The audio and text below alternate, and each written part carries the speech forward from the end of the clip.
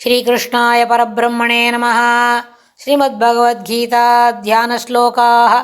नमोऽस्तु ते व्यासविशालबुद्धे पुल्लारविन्दायत पत्रनेत्र येन त्वया भारततैलपूर्णः प्रज्वालितो ज्ञानमयप्रदीपः प्रपन्नपारिजाताय स्तोत्रवेत्रैकपाणये ज्ञानमुद्राय कृष्णाय गीतामृतदुहे नमः।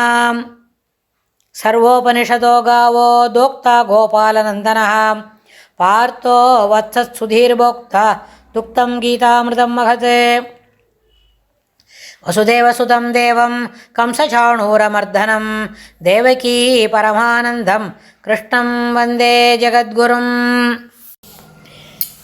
यथा नदीनां बहवोऽम्बुवेगाः समुद्रमेवापि मुखाद्रवन्ति तथा तवामि नरलोकवीरा विशन्ति वक्त्राण्यपि विज्वलन्ति। यथा नदीनां बहवोऽम्बुवेगाः समुद्रमेवापि मुखाद्रवन्ति समुद्रमेव अपि मुखाद्रवन्ति तथा तवामि नरलोकवीरा विशन्ति वक्त्राण्यपि विज्वलन्ति। இந்த ஸ்லோகத்தில் யதா நதீனாம், எப்படி ஒரு நதி என்ன பண்ணுறது, வேகமாக போகிறது.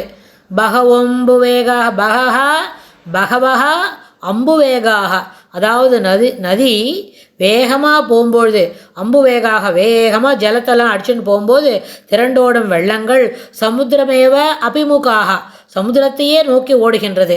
எப்படி ஜலத்தில் நதியில் நிறைய ஜலம் இருக்குது, கரை புரண்டு ஓடுறது. அது ஓடுறது எங்கே நிற்கும், நேராக அதுக்கு சமுத்திரத்தில் போய் கலந்த வரைக்கும் அது போய்கிட்டே இருக்கும். அதுபோல் அவ்வண்ணமே ததா அமி இந்த நரலோக வீராக, இந்த இப்படி பார்த்துன்னு இருக்கமே இந்த அக்ஷோணி சேனையில் இருக்கால இத்தனை வீரர்கள், யுத்தத்தில் பயிற்சி பண்ணுற இத்தனை வீரர்கள் இருக்காரே, இந்த நரலோக வீராக மானிட உலகத்தில் இருக்கிற இந்த வீரர்கள் அபிஜ்வலந்தி அபிவிஜ்வலந்தி, அதாவது எந்த புறமும் கனல் பொங்கும் இந்த வாய் இருக்கே, உன்னோட வாயிலேருந்து நெருப்பு தீ பிழம்பு கக்கின்னு இருக்குதே, அந்த வாய்க்குள்ளே எப்படி ஒரு வேகமாக போகிற ஜலம் நதியில் வேகமாக போய் அது சமுத்திரத்தை கலக்கிற வரைக்கும் நிற்காதோ, அதுபோல் இந்த வீரர்கள் யுத்த வீரர்கள் எல்லாரும் நேர கனல் பொழியக்கூடிய உன் வாய்க்குள் புகுகின்றனர் கிருஷ்ணா, இதை நான் பார்க்குறேன் அப்படின்னு சொல்கிறான்.